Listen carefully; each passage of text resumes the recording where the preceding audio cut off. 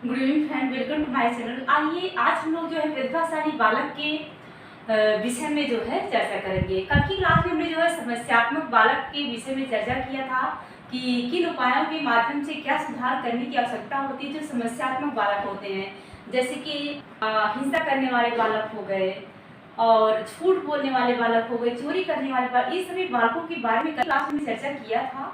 आज की क्लास हम लोग प्रतिभाशाली बालक पर जो है एक संपूर्ण विश्लेषण देखने वाले हैं। और इसके पहले जो नेक्स्ट क्लास में थी वहाँ पे हमने जो है जैसे कि समावेशी शिक्षा की शुरुआत कैसे हुई, कब हुई, क्यों हुई, इन सब पे चर्चा किया है। तो ये समावेशी शिक्षा का लेक्चर 4 है। और जो भी लोग अगर आगे नहीं देख पाए हैं तो चैनल को सब्सक्राइब कर लीजिए। आपको हर क्लास जो है, ताकि जो पिछली क्लास में पढ़ चुकी है सभी क्लास आपको जो है पढ़ सके और आने वाले नेक्स्ट क्लास भी आपको रूप से प्रोवाइड होते हैं। तो आइए बात करते हैं कि प्रतिभाशाली बालक में जो विभिन्न परिभाषाएं जो विभिन्न मनोवैज्ञानिक अनुसार हमने यहाँ पे नोट किया है। और हमें लगता है कि जो भी इम्पोर्टेंट परिभाषाएं थी इन्हें आप जरूर नोट कीजिए अपनी जो है नोट्स में, क्योंकि वो जो है डिफिनेशंस भी बहुत ज़्यादा परीक्षाओं में 3 नंबर क्वेश्चन यहाँ से पूछे। पहली परिभाषा है प्रतिभाशाली बालक पर क्रो एंड क्रो की। क्रो एंड क्रो जो कि एक ऐसे मनोवैज्ञानिक हैं जिन्होंने 20वीं सदी को बालकों का काल कहा।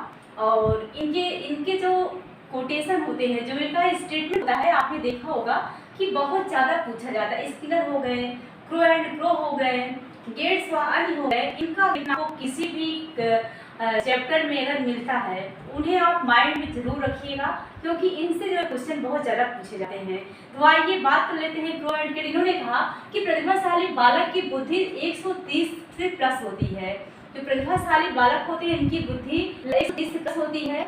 और इसके बाद इन्होंने कहा कि ये निर्धारित पाठ्यक्रम के अलावा खेल, नृत्य, कला आदि में भी आगे रहते हैं, क्योंकि इनके अंदर इतनी ऊर्जा है, इतनी प्रतिभा होती है कि ये लोग अपने जो पढ़ाई का कार्य उसे कम समय में कर लेते हैं और अतिरिक्त समय इनके पास जो बचता है ये लोग खेल अपनी उस ऊर्जा को उस समय में जो है खेल कूद, कला इत्यादि में भी जो है देते हैं और उसमें भी ये लोग आगे रहते हैं। ये परिभाषा है क्रो एंड क्रो की। आइए इस बार हम देख लें स्किनर की भाषा, जो कि बहुत इंपॉर्टेंट है कि प्रतिभाशाली बालक उन बालकों को कहते हैं जो दुनिया के 1% जो है, जो दुनिया के 1% बालक होते हैं जो कि सबसे बुद्धिमान होते हैं। प्रतिभाशाली बालक उन बालकों को कहते हैं जो दुनिया के 1% जो दुनिया के 1% करते हैं जो ज़्यादा बुद्धिमान होते हैं। तो ये भाषा दी है स्किनर ने। इसकी और एक परिभाषा है विटी की, जो कि बहुत ज़्यादा इम्पोर्टेंट है। प्रतिभाशाली बालक को खेल पसंद करते हैं। प्रतिभाशाली बालक खेल पसंद करते हैं, 50% मित्र बनाते हैं, 80% हैवान होते हैं तथा 96% ये जो है अनुशासन प्रिय होते हैं। ये परिभाषा किसने दी है? विटी ने। आप लोग अगर परिभाषाओं को याद करने को जो एक ट्रिक होता है, तो जो परसेंटेज में इन्होंने डिवाइड किया है आप इससे याद कर सकते हैं। इन्होंने कहा कि विटी ने 50% मित्र बनाते हैं, 80% हैवान होते हैं और 96% जो है अनुशासन प्रिय होते हैं। जबकि स्किनर ने कहा कि दुनिया के एक बच्चे होते हैं जो बुद्धिमान होते हैं, जो प्रतिभाशाली की कैटेगरी में आते हैं। ठीक है। और क्रो एंड क्रो ने क्या कहा है, इन्होंने इनकी परिभाषा में आपको कुछ अलग करना था। आप ये कह सकते हैं कि जो प्रतिभाशाली बालक होते हैं उनमें नृत्य, कला यानी कि अपनी इतनी क्षमता होती है उनके अंदर कि नृत्य, कला, खेल कूद इत्यादि में भी सब आगे रहते हैं। इसके बाद परिभाषा है एबिंगहॉर्स्ट की। इन्होंने बताया कि प्रतिभाशाली बालकों के लिए सफल विद्यालय कार्यक्रम वही हो सकता है जो उनकी विभिन्न योग्यताओं का विकास करते हैं। इन्होंने इनकी विशेषताओं के प्रतिभाशाली बालकों की विशेषताओं के बारे में बताया कि प्रतिभाशाली बालक के लिए सफल विद्यालय कार्यक्रम वही हो सकता है जो उनकी विभिन्न योग्यताओं का विकास कर सके। यानी कि एक ऐसा विद्यालय हो जो उनकी, जैसे कि प्रतिभाशाली जो बालक होते हैं उनके अंदर इतनी एनर्जी होती है, इतनी ऊर्जा होती है, इतनी क्षमता होती है कि वो विद्यालय का उनके लिए बनाया जाए विद्यालय कार्यक्रम, क्योंकि जो विभिन्न आए हैं कि अगर बहुत सी प्रतिभाएं होती है ताकि उनकी हर प्रतिभा वहाँ पे निखर सके। ये चीज जो किसने कहा? एबिंगहॉर्स्ट ने बताया। ठीक है। अब आइए यहाँ पे देखें, जो कि बहुत ही इंपॉर्टेंट पॉइंट है, इसको जरूर कीजिएगा कि विद्वानों के अनुसार जो है, कुछ विद्वान हैं जो कि बहुत ज़्यादा परीक्षाओं में आपको पूछे जाते हैं, इनके अनुसार प्रतिभाशाली बालकों की जो उपलब्धि है, जो आईक्यू है, वो हमने यहाँ पे नोट किया है और उसके बारे में हम लोग जो है चर्चा करेंगे। 1916 में यहाँ पे हमने लिखा है, आप देख रहे होंगे कि 1916 में बुद्धिलक की जो है सारणी टर्मन ने दी। किसी तो बुद्धिलक जो सारणी है 1916 में टर्मन ने दी थी। टर्मन ने प्रतिभाशाली बालकों का एक जो आईक्यू लेवल है, प्रतिभाशाली यहाँ आप लिख सकते हैं विद्वानों के नाम और यहाँ लिख सकते हैं आईक्यू यानी कि बुद्धिलब्धि। तो टर्मन ने जो है बताया, टर्मन ने बताया कि प्रतिभाशाली बालकों की जो उपलब्धि होती है वो कितनी होती है, 140 से प्लस होती है। प्रो ने बताया कि 130 प्लस होती है, जबकि बीटल ने बताया कि 120 प्लस होती है। और हैंक एक दोनों वैज्ञानिक है, इन्होंने बताया कि 125 प्लस होती है। टर्मन ने 140 प्लस बताया, याद रखना है। प्रो 140, बीटल 20 और है 125। तो कभी कभी आपने देखा होगा परीक्षाओं में क्वेश्चन पूछा गया है कि टर्मन के अनुसार प्रतिभाशाली बालकों की उपलब्धि क्या है, या प्रो के अनुसार प्रतिभाशाली बालक की उपलब्धि क्या है। ये क्वेश्चन आ चुके हैं, इन्हें आप बिल्कुल ध्यान में रखिएगा, ठीक है। अब हम लोग बात करते हैं प्रतिभाशाली बालकों की शिक्षा की, कि किस प्रकार की शिक्षा व्यवस्था दी जाए कि प्रतिभाशाली बालकों का जो संपूर्ण विकास है वो अच्छे तरीके से हो सके।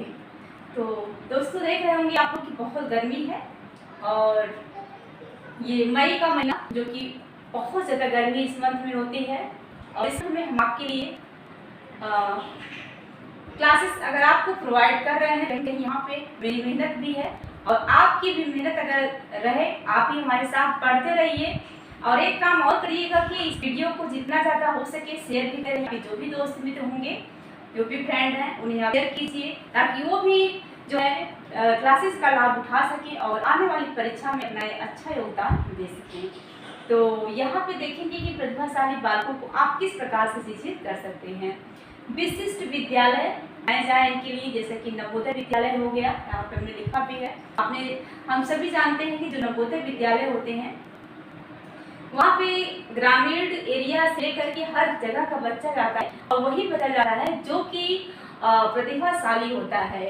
जैसा कि 5वीं क्लास पढ़ने वाला जो बच्चा होता है वहाँ पे उसका एक टेस्ट होता है और उस टेस्ट को अगर पास करता है तो 6ठी क्लास में उसको है और वहाँ पे बुक्स यानी कि सारी चीज़ें वो सरकार द्वारा प्रोवाइड की जाती है, रहने का स्थान दिया जाता है और विशेष शिक्षा व्यवस्था उन्हें प्रोवाइड की जाती है। इसके बाद छात्रवृत्ति प्रदान, जो प्रतिभाशाली बालक है इनको छात्रवृत्ति प्रदान की जाए ताकि अगर ये गरीब घर से आ रहे हो ये अपनी जो है जरूरतों को पूरा कर सके और इनकी पढ़ाई किसी भी प्रकार की कोई बाधा न उत्पन्न हो।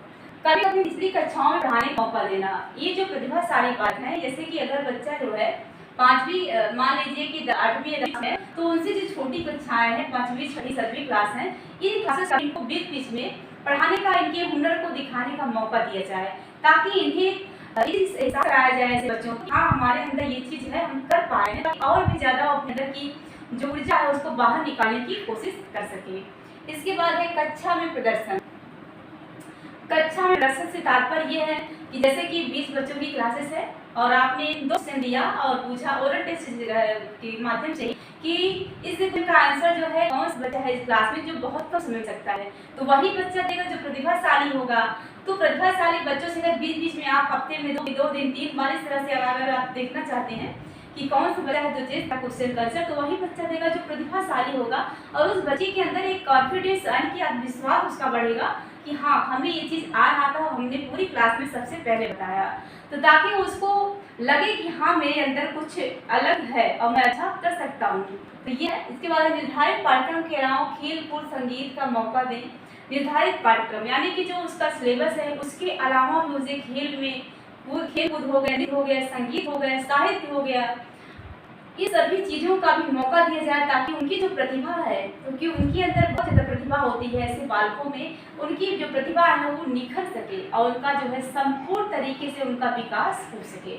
इसके बाद है चुनौतीपूर्ण कार्य दें। इन बच्चों को चुनौतीपूर्ण कार्य दिया जाए। अगर जो है सामान्य बच्चे को आप 10 सवाल दे रहे हैं, इनको क्या कीजिए 15 सवाल दीजिए जो और भी हार्ड, जो कठिन हो, ताकि ये उसमें जो है खुद को बिजी रखें और ये एहसास हो कि हाँ हम और बच्चों से ज़्यादा कर सकते हैं, इसीलिए हमको जो है ज़्यादा वर्क दिया गया है। तो इसका मतलब ये है कि चुनौतीपूर्ण कार्य जो है बच्चों को बीच में चुनौतीपूर्ण कार्य जो है देते रहें। इसके बाद हमने यहाँ पे लिखा है कि प्रतिभाशाली बालकों की पहचान। अब आप प्रतिभाशाली जो बालक है, जैसे कि एज ए टीचर, आप टीचर हैं किसी भी प्राथमिक विद्यालय में, भगवान से तो मेरी यही दुआ होगी कि 2023 में जितने भी लोग हमारे YouTube चैनल पर, अगर आप टेट सीटेट या सुपर की तैयारी कर रहे हो, आपका सपना जरूर साकार हो। हमारी रोज की ये दुआ होगी भगवान से कि आप जो है जल्द ही 2023 में टीचर बने। तो जब आप टीचर बनेंगे तो आपको प्रतिभाशाली बालकों की पहचान करने की जो है क्षमता आपके अंदर होनी चाहिए। कैसे आप पहचानेंगे इन बालकों को? यहाँ पे हमने लिखा है कि नेतृत्व क्षमता। जो प्रतिभाशाली बालक होते हैं इनके अंदर नेतृत्व करने की क्षमता होती है। बहुत से बच्चे हैं, जैसे कि 7-8 बच्चे हैं, लेकिन उसमें से एक बच्चा ऐसा होगा जिसको अपनी बातों में जो है उलझा कर रखेगा और अपनी बात, उसकी बात में सभी लोग हाँ में हाँ मिला के रहेंगे और सब बच्चों को यकीन होगा कि जो ये कर रहा है अच्छा ही कर रहा है। ये होता है नेतृत्व करने की क्षमता। सबके अंदर नेतृत्व करने की क्षमता नहीं होती। बहुत से बच्चों में बहुत सी प्रतिभाएं होती हैं, लेकिन वो अच्छा वक्ता होने के लिए नेतृत्व नहीं कर पाता है। तो ये जो होते हैं प्रतिभाशाली नेतृत्व क्षमता। कठिन विषयों, इनकी जो रुचि होती है कठिन विषयों, जैसे कि मैथ हो गया, साइंस है, इन सभी विषयों में रुचि होती है। कठिन से कठिन काम को आपने प्रतिभाशाली बालक की चर्चा में हमने एक नाम लिया, APJ अब्दुल कलाम, जिनके बारे में हम सभी जानते हैं। ये एक प्रतिभाशाली बालक थे। इनकी कंडीशंस हम सभी बचपन से ही पढ़ते आए हैं, कहाँ से कहाँ ये पहुँच गए, किस जगह से किस जगह पहुँच गए। प्रतिभाशाली, जो कि हमारे देश के राष्ट्रपति भी बने। तो ये एक प्रतिभाशाली व्यक्तित्व के धनी व्यक्ति थे। और जैसे कि डॉक्टर B.R. अम्बेडकर का नाम हम ले सकते हैं, जो कि प्रतिभाशाली व्यक्तित्व के धनी व्यक्ति थे। तो ये ऐसे लोग होते हैं जो कि स्नेर के अनुसार तो सिर्फ 1% होते हैं। और कठिन विषयों में रुचि, ठीक है। अमूर्त चिंतन की योग्यता। अमूर्त चिंतन का मतलब क्या है? मूर्त का मतलब जो प्रत्यक्ष हो, अमूर्त जो अप्रत्यक्ष हो, यानी कि जो चीजें नहीं दिखाई दे रही हैं उन चीजों के बारे में भी जल्द ही निर्णय लेने की क्षमता, कल्पना करके उन चीजों के बारे में भी सोचने समझने की जो क्षमता होती है उसे अमूर्त चिंतन कहा जाता है, जो प्रतिभाशाली बालकों में पाया जाता है। फिर है अनुशासन प्रिय। ये बच्चे खुद को अनुशासन प्रिय मतलब अनुशासन में रखना पसंद करते हैं, क्योंकि ये अच्छा करना चाहते हैं, इसलिए खुद को अनुशासन में रहना पसंद करते हैं। फिर है विश्लेषण व तर्क में आगे। कि विश्लेषण का मतलब क्या है? किसी भी, जैसे कि पेड़ है, तो पेड़ को टहनी में, पत्तों में अलग अलग खंड खंड करना, किसी चीज़ों को में किसी भी चीज़ का खंड खंड करने में इनको जो है खंड खंड करने का तरीका पता होता है। इसे ही तर्क करने में, यानी कि तर्क करने में भी ये आगे होते हैं। और 1 इंच ज़्यादा लंबे होते हैं। ये चीज़ टर्मन ने बताया है कि जो प्रतिभाशाली बालक होते हैं उनका एक लक्षण और भी होता है, ये बचपन से ही अन्य अपने हम उम्र के बच्चों से 1 इंच ज़्यादा लंबे होते हैं। ये पॉइंट आप लोग नोटेड पॉइंट लिखिएगा, ये है कि 1 इंच ज़्यादा लंबे होते हैं। ये कथन मनोवैज्ञानिक टर्मन का है।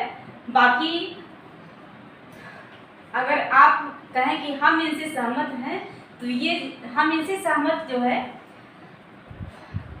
कि नहीं, ये कोई कंफर्म नहीं है कि लंबे ही होंगे। आपने देखा होगा कि बहुत से ऐसे व्यक्तित्व के व्यक्ति हैं, जो धनी व्यक्ति हैं, जो कि नहीं 1 इंच लंबे हैं सभी से, अपने उम्र की वजह से, लेकिन फिर भी उनकी जो अंदर प्रतिभाशाली बालकों के जैसे सभी गुण पाए जाते हैं। लाल बहादुर शास्त्री को ले लीजिए, उनकी पर्सनालिटी आप देखिए, क्या वो प्रतिभाशाली नहीं थे? तो ये कथन, ये तो टर्मन के अनुसार है, हमने आपको बताया। बाकी आप भी अपने आस पड़ोस घर रिश्तेदार में देख रहे होंगे कि जो प्रतिभाशाली व्यक्ति हैं, जो व्यक्तित्व के धनी व्यक्ति हैं, क्या वो सबसे 1 इंच लंबे ही आप मिलते हैं? ऐसा नहीं है, लेकिन ये टर्मन के अनुसार है, हमने आपको बताया, ठीक है। हो सकता है परीक्षा में आपकी पूछ लिया जाए। और विद्यालय प्रदर्शन में आगे, विद्यालय प्रदर्शन में भी ये आगे रहते हैं कि विद्यालय में कोई भी प्रतियोगिता हो रही है, साथ से वहाँ पे स्पीच देना है, कुछ भी हो रहा है प्रोग्राम, वहाँ पे भी ये बच्चे आगे दिखाई देते हैं। सबसे ज़्यादा खुद को प्रेजेंटेशन, अच्छा प्रेजेंटेशन के माध्यम से खुद को निखारने का प्रयास करते हैं, आगे रहते हैं। खेल, संगीत, साहित्य आदि में भी आगे होते हैं। ये बच्चों में इतनी एनर्जी भरी होती है, इतनी क्षमताएं हो जा होती हैं कि कम समय में अपने पाठ्यक्रम को भी पूरा भी कर लेते हैं, और साथ ही साथ ये जो खेल, कूद, साहित्य, इन सभी में भी आगे होते हैं। उत्तरदायित्व की भावना, जो प्रतिभाशाली बच्चे, जैसे कि अब नेतृत्व की भावना है और उत्तरदायित्व यानी कि जिम्मेदारी की भावना भी इन बच्चों में पाई जाती है। और एक कुशल अध्यापक जो है अपनी क्लास में फर्स्ट डे ही, आप अगर एक कुशल अध्यापक हैं और आपने टीचिंग किया है तो आपने देखा होगा कि कम समय में ही जो है आप जो है पहले दिन की क्लास में समझ जाते हैं कि 10 बच्चों के बीच में कौन सा बच्चा सबसे ज़्यादा टैलेंटेड है। और समायोजनशील, ये जो लोग बच्चे होते हैं किसी भी परिस्थिति में आपको खुद को समायोजन करने के काबिल बनाते रहते हैं, खुद को समायोजन कर लेते हैं। अच्छी परिस्थिति हो या खराब परिस्थिति हो, कठिन से कठिन समस्या सामने हो, लेकिन इनके लिए समायोजन करने की क्षमता भी पाई जाती है। इसके बाद हमने यहाँ पे लिखा है कि प्रतिभाशाली बालकों की पहचानने की विधि। यहाँ पे पहचान लिखा था, कैसे पहचानने की, और पहचानने की विधि कौन कौन सी होती है, कौन सी विधियाँ आप अपनाएं और प्रतिभाशाली बालकों को पहचान कर सके। जैसे कि छात्र निर्णय विधि। अब छात्र निर्णय विधि का मतलब ये है कि बहुत से छात्र हैं, उन छात्रों में किसी काम में छात्रों को लगा दीजिए, और जो बच्चा जो है कम समय में काम को करके आपके सामने दे रहा है तो अच्छा प्रेजेंटेशन है, आप इससे अंदाजा लगा सकते हैं कि ये बच्चा जो है प्रतिभाशाली बालकों की कैटेगरी में आएगा। परीक्षण विधि, अगर आप टीचर हैं तो आप बच्चों को जैसे कि 10 सवाल देते हैं और बोलते हैं कि बेटा कम समय में देखते हैं 5 मिनट में कौन लगाता है, या आप ओरल टेस्ट लेते हैं, जिन बच्चों का माइंड बहुत तेज होता है, प्रतिभाशाली होते हैं, तो तुरंत ही जवाब आपको देते चले जाते हैं। इससे भी आप अंदाजा लगा सकते हैं कौन सा बच्चा प्रतिभाशाली है। विद्यालय उपलब्धि अवलोकन विधि। विद्यालय उपलब्धि अवलोकन विधि का मतलब यह है कि पिछले कई सालों का रिजल्ट, जैसे कि first, second, third, fourth, 5, 5th, 6th, मतलब आप कई जितने साल तक बच्चे ने, जी मान लीजिए 5वीं क्लास तक का बच्चा है तो फर्स्ट से लेकर 5वीं क्लास तक का आप उनका रिजल्ट देखिए, उनकी मार्कशीट उठा के देखेंगे तो हर बार वो उसका एक अच्छा स्कोर रहा होगा। इससे भी आप अंदाजा लगा सकते हैं कि कहीं ना ये प्रतिभाशाली बालक है। बुद्धिलब्धि परीक्षण करके, जैसा कि टर्मन ने बुद्धिलब्धि परीक्षण किया, क्रो ने किया, ये सभी ने क्या किया कि बुद्धिलब्धि परीक्षण किया कि किस बच्चे की IQ लेवल कितनी है। अब बुद्धिलब्धि परीक्षण कैसे करेंगे, अगर जो है बच्चों को काम दीजिए 3 से 4 टाइप के काम आप दे सकते हैं, और जिस बच्चे का प्रेजेंटेशन लगभग हर एक काम में अच्छा होगा सबसे ज़्यादा, आप वह बच्चे जो प्रतिभाशाली बालक की कैटेगरी में आएगा।